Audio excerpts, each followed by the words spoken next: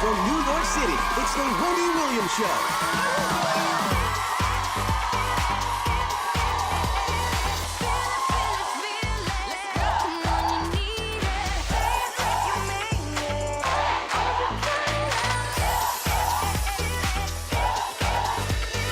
Now, here's Wendy.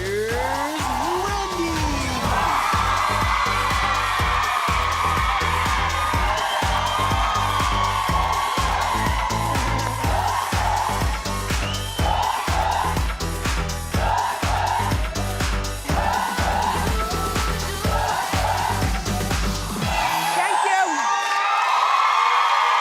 Thanks for watching our show. Say hello to my co-host, my studio audience. Yay, you. How you doing?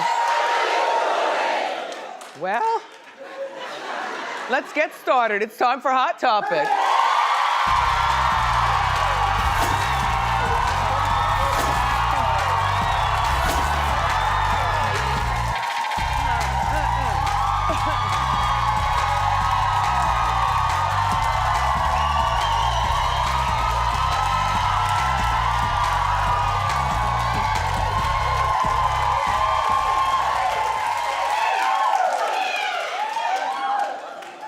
Well, I went out last night. I can't explain this new life other than it feels so right.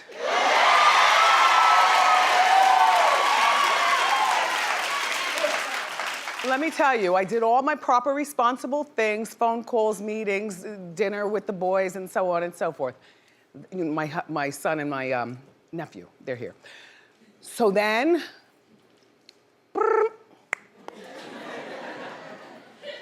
you wanna go see the God? Damn right. Everyone knows I'm talking about Rakim.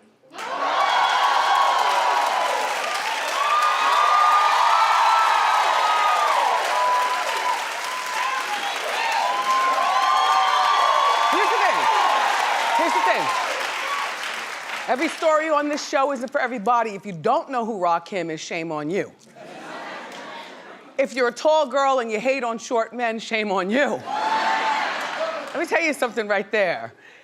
I felt like, first of all, great performance. I went to this place in Queens. Shout out to Big Fish doing big things. Thank you so much for the invite. Rakim performed. It was a whole bunch of old heads in there, including me. Shout out to all the old heads. We was dipping it and doing it. It was like another one of those supper clubby kind of places. Dance floor not required. The lobster, the shrimp, people were having their drinks. The music was old school, like EPMD, you know, old, not old, like all that. And we were doing it like we were 23. It was wonderful. Rakim walks in, it's just like pound, pound, pound. He comes over, we hug. I got, thank you, Rakim. And you know who else I ran into last night? Somebody I hadn't seen in since forever. You know DJ Mr. C? Yes. I hadn't seen DJ Mr. C in well over 10 years. DJ Mr. C was an integral part in me meeting my husband. Back in the day, I forgive you.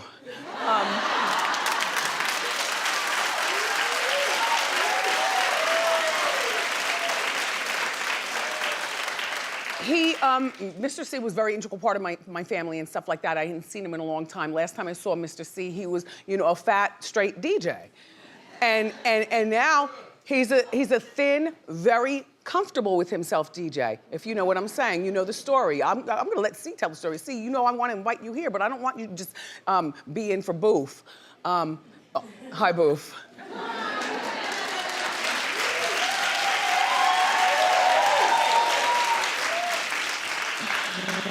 Some sort of code where the DJs, like, they invite one another. By the way, Boof was my ride in and my ride out. We had a good time, right, Boof?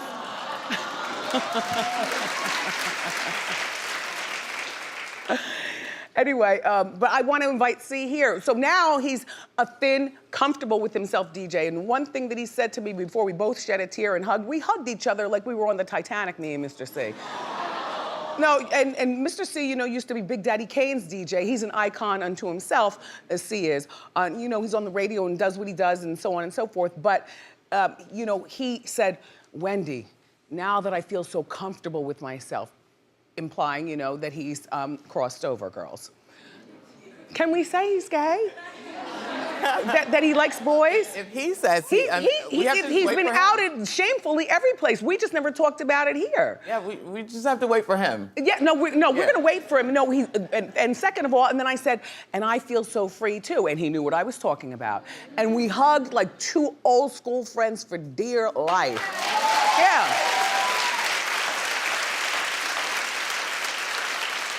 And he's all thin. And he's got no wrinkles. I asked him if he had a facelift, he laughed. But he's got no wrinkles and he looks good and he's happy. And people just, when you live in your own truth, life is good. Live your own truth. All that happened and I was home by the 11 o'clock news. When you're older and you dip it and do it, you gotta pack a lot of action in to get home and get responsible for the morning. Anyway, all right, so now look, The Bachelorette, you watched that? Yes. Oh. Well, the men on the next season of The Bachelorette have been revealed. One of the contestants is very interesting, good picking producers of that show, because this will get me interested. He's a sperm donor who helped create 114 children.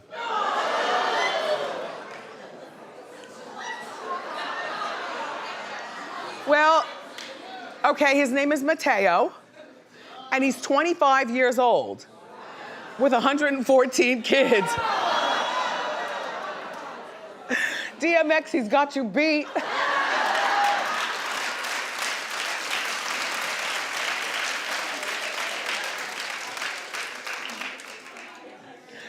So he goes to Georgia Tech, or he went to Georgia Tech. He's a smart man, he's a mechanical engineer.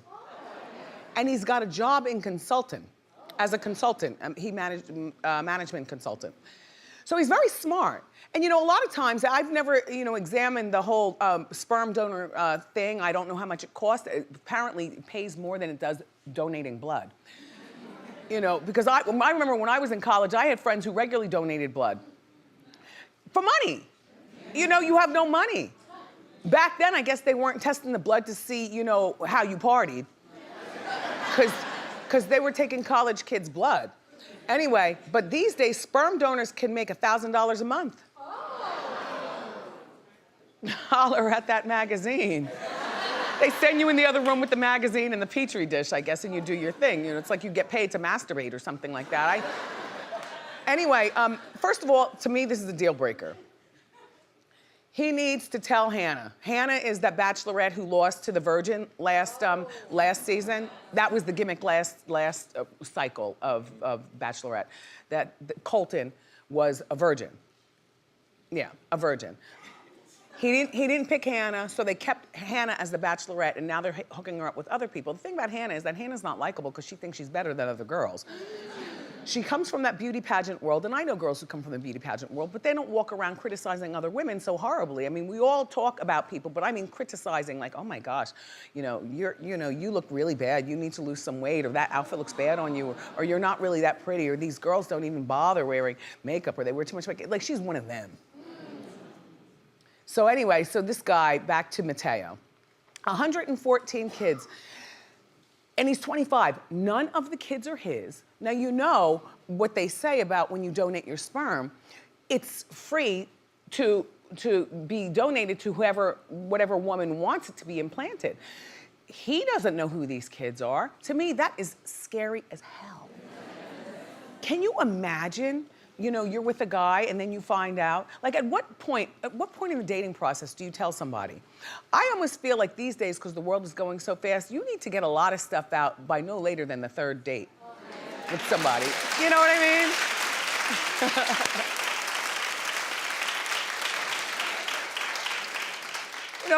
Like maybe on the first date, you release a little bit of information, not to scare them off so you get a second date. But by the third date, these are critical times that we live in right now. And we need the information quickly. We don't want to be falling in love with a man who has, look, when his kids turn 18, they could show up at the door. And the way I look at information these days, nothing is private. You people with confidential clauses and all that stuff, that stuff, it's so much hooey. People tell, doctors talk to their other friends about us at their cocktail parties. Not Dr. Oz, though. He'll be out here later. Not Dr. Oz. But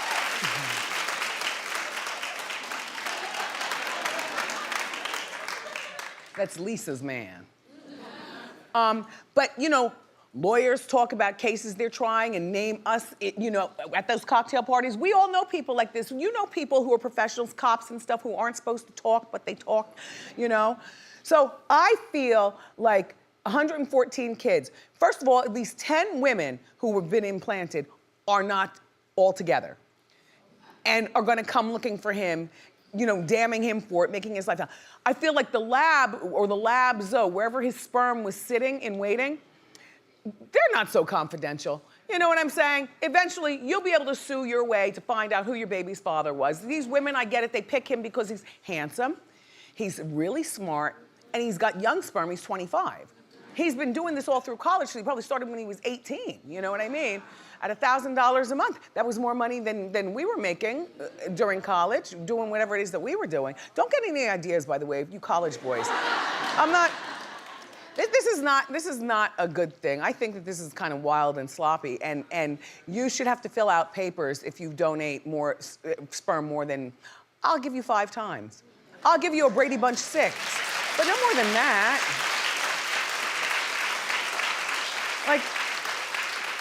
Like, no more than that. Well, it will kind of make me want to watch. Hannah gets what she deserves in the season.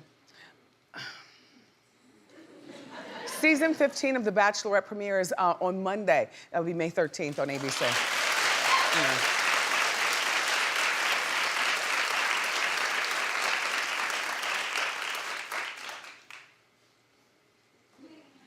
It was good times. Just say. Where am I going tonight?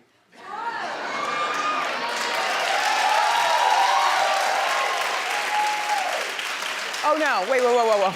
I'm not going anywhere, I forgot. Now I'm saving myself for the ball on Saturday. Yeah, there's a ball on Saturday and they're real long, and then afterwards you always go out for breakfast, and then Sunday will be Mother's Day and I'm gonna spend it just the way I like it.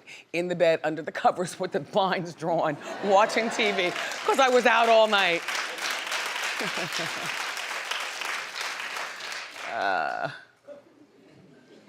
Ayesha Curry, you know Steph Curry's wife? I don't know her, but I like her in my head, you know? She seems like a real one. Well, Ayesha says that she wasn't prepared for the pressures that come with being married to a famous athlete, Steph Curry. That's his wife. Well, they've been together since they were really young, so all she's ever known was that Steph got a little preferential treatment. I guess, you know, in high school, you know, he was the cutest and all the girls liked him, and he was popular with the guys. So she just assumed, I'm already with the superstar. How much more starish can it get than high school? Then you go to college, it's a little bit more starry. Now he's in the NBA, and apparently the starry is to an all-time high level, because there are a lot of women with no respect for a marriage. You know what I'm saying? A lot of women who know your man is married and will have the nerve to be right up under him, right under your nose.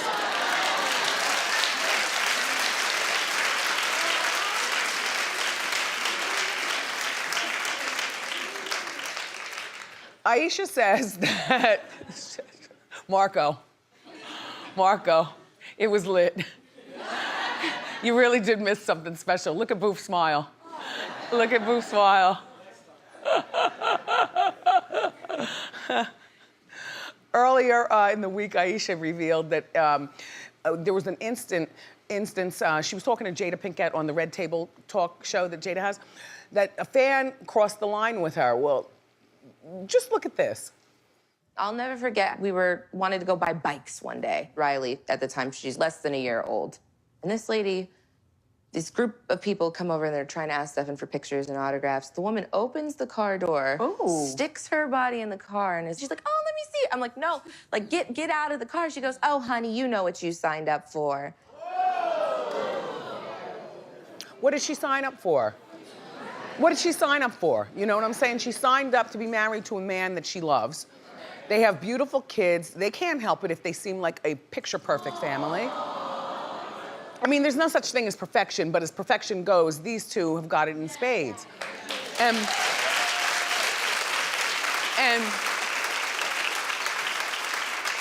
for you lonely girls who can't keep your hands off other people's men, there's a hot place in hell for you.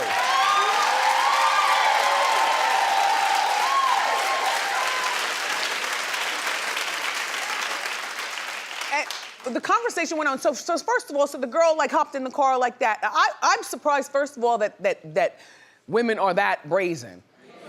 But they are, because it's one thing to be dressed seductively and you see a man that you like and he's all booed up across the room and you lick your lips at him or something like that. That's different. But that's real tame compared to these days when hopping in the kids, what? Ayesha says that it also kind of bothers her that female fans throw themselves at her, basically ignoring her. You know, like ignoring Ayesha, like elbowing her out of the way to get to him. But in all cases, I feel as though a woman is only going to do that if the man lets her.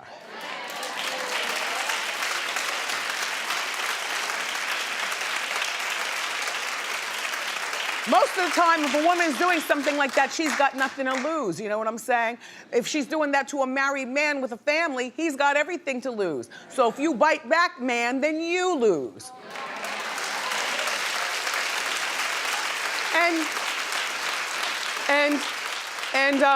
And he's not biting back. I never hear anything about Steph Curry and other women or anything like that. And Ayesha, to me, is like a real one, a real body, real comments and stuff. And she was saying that it's funny because now she's with Steph, she's been with him like all of her life, and men don't look at her. And she was saying on this show that, you know, well, what is wrong with another man looking at me? I'm with my husband, but you know, sometimes a girl feels good when she feels strange eyes all over her.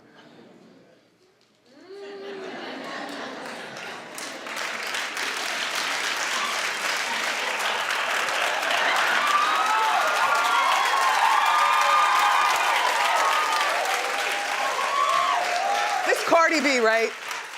Cardi B is talking about the rumors of her having fake abs. Remember we were talking about that on TV. People were rumoring that. I didn't know whether she did or not, but I explained to you what ab etching is and that, you know, girls do that and so on and so forth, and doctors offer it, and it's a real thing. If you don't want to work for your abs, you can buy your abs. Yeah. Well, Cardi wore this outfit at the Billboard Awards last week, and that's when people are like, oh my gosh, look at her abs, she just had a baby. You know, what's up with that? Excuse me. And in this day and age of everybody having surgery, Cardi says that her abs are real, and here she is telling you. Yes, I got a lipo done. Yes, I did. But what I didn't get was ab etching. Now y'all trying to play like I ain't never had no packs. I always have packs. If I always have packs, I even have packs after I gave birth. Y'all could go to Google and be like, and search Cardi's abs. Y'all will see that I had always, all the time.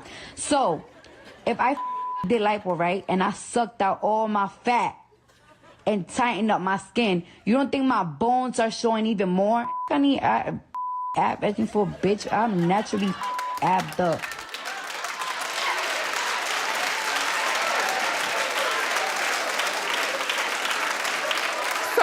So her abs are real. Let's take that off the table. The most important and distracting thing about Cardi is that no matter what she says, I just love to hear her talk.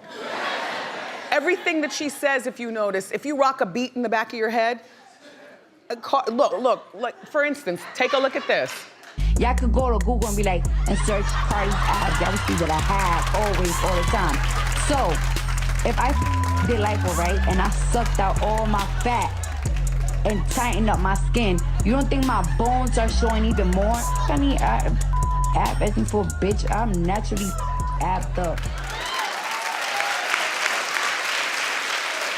She's just so lovable. I can't. She's just so lovable.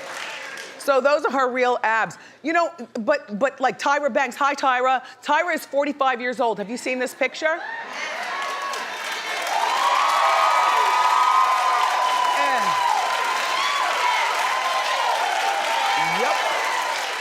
Yep.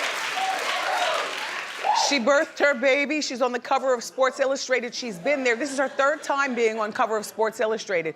They say that she's the first black woman. She was the first black woman on the cover of Sports Illustrated back in 1996.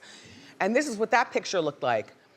Wait, we don't have all the other pictures? Oh, we'll do the Google in comparison. Tyra still looks like Tyra. And that's a good thing. She's thick in all the right places, and abs are good and abs are cute, but sometimes guys like it soft and voluptuous. And she looks good. And by the way, Tyra, while your body is working and that new life of yours is working, changing your last name is not working for me. I'm sorry. Your name is Tyra Banks with a KS at the end. She wants to change it to the X at the end. No. Now look, I'm not calling her that either. I'm calling her Tyra Banks with a KS. But look, she says that the X stands for Xing out cookie cutter beauty. Well, first of all, Tyra, you are a cookie cutter beauty. In that way, I mean, a cookie cutter beauty to me is somebody that you look at immediately. You don't have to squint and say, oh, she's an odd beauty. Like Jane Hutton is not a cookie cutter, or excuse me, Lauren Hutton, the old model with the gap between her teeth. That's what I call a non-cookie cutter beauty. You know what I'm saying? Tyra to me is cookie cutter, and there's nothing wrong with that at all. Anyway, but Tyra, nobody's calling you Tyra Banks with an X, okay, girl? But we are calling you beautiful and sexy, and we've got more great show for everybody. All right. Friend to the show, Dr. Oz is here, but up next, it's time for Celebrity Lookalike. So grab a snack and come on back.